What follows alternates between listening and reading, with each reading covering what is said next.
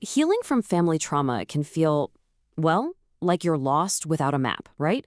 But what if there was a clear step-by-step guide for that journey? Well, today, that's exactly what we're going to explore, a real roadmap to recovery. So this is the goal. This is where we're headed. This quote from retired clinical psychologist Dr. Lane Lassiter just captures it perfectly. It's not about just coping. It's about moving toward genuine emotional and behavioral freedom. Okay, so here's how we're going to break this down. First, we'll look at the big picture, the roadmap itself. Then, we'll get into the 7 stages of change that are pretty much the backbone of the whole thing. After that, we'll dive into the 2 main phases. First, understanding yourself, and then building your future. And we'll wrap up with some really important advice on how to get started. Now, this entire framework we're exploring, it comes from Dr. Lane Lassiter. He drew on his professional and his personal experience to develop 23 exercises and self-assessments that are designed to guide people through recovery. These are the actual practical steps that make up our roadmap. At the very core of this roadmap is a simple but powerful framework. 7 distinct stages of change. Just think of them as the key signposts along the way, letting you know exactly where you are on your journey. And here they are: recognition, hope, clarity, decision, preparation, action, and finally, continuation. What's so smart about this is that each stage builds on the one before it. It creates this really logical path from that first moment of awareness all the way to maintaining a new, much healthier way of life. All right, let's talk about the first big chunk of the journey. This part covers those first 4 stages we just saw. And this whole phase is really about introspection. It's about gaining the insight and building the foundation you need for change that actually lasts.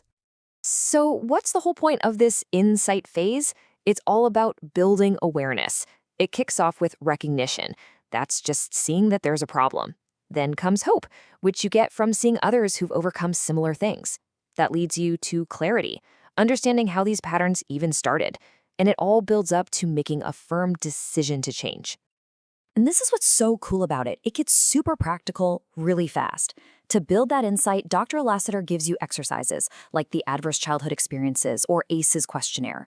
You're guided to really look at your past. What were your coping strategies as a kid? Were your needs met? What emotions might still be kind of stuck there? And this is where it really starts to click. You begin to connect the dots from your past to what's happening right now. These exercises help you see how those early experiences are showing up today. Through these self-assessments, you can look at your own patterns, whether that's something like codependency, compulsive achievement, or even the way you use escapes. Okay, so once you've built that solid foundation of self-understanding, the whole journey kind of pivots. The second half of this roadmap is all about taking action and actively creating a different future for yourself. And this brings us to what's called the action phase. It starts with preparation, which is all about getting your resources and support system in place. Then you move into action. That's the real work of consciously practicing new behaviors. And finally, there's continuation, which is all about setting up your life to sustain those changes for good. And you can really see that shift right here. It's a massive change in approach. It's about moving away from those automatic self-defeating habits that are so often rooted in past trauma. And you're moving toward a self-affirming lifestyle where you are consciously, intentionally practicing new, healthier ways of being. And just like before, this isn't just theory, it's backed up by some really practical tools. These exercises are all about looking forward. They're about creating the structures that will support your new life. Things like a detailed recovery plan, a self-care plan, and even your own personal guidelines to help you handle challenges when they come up.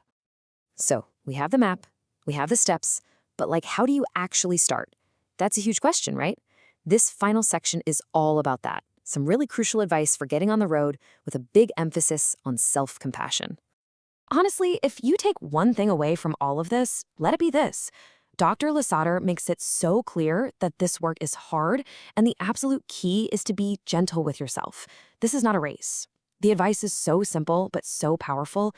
Just do what you can today, because every single step, no matter how small it feels, really does count. And a really critical point here, you're not supposed to do this alone. In fact, you really, really shouldn't. Dr. Lassiter is crystal clear that having support is absolutely essential. Whether that's a trusted friend, a support group, or a professional therapist, find someone safe to walk with you on this journey. So if you're sitting there thinking, okay, I'm ready to take a step, there's a fantastic resource for you. Dr. Lassiter has made all 23 of these exercises available in a free fillable workbook right on his website. It's the practical toolkit that has everything we've just talked about. And that really brings our little tour of this roadmap to a close. We've walked through the whole path, from building insight to taking real action. The map is there. So the only question left is the one for you. What would your own first step, however small, toward emotional freedom look like?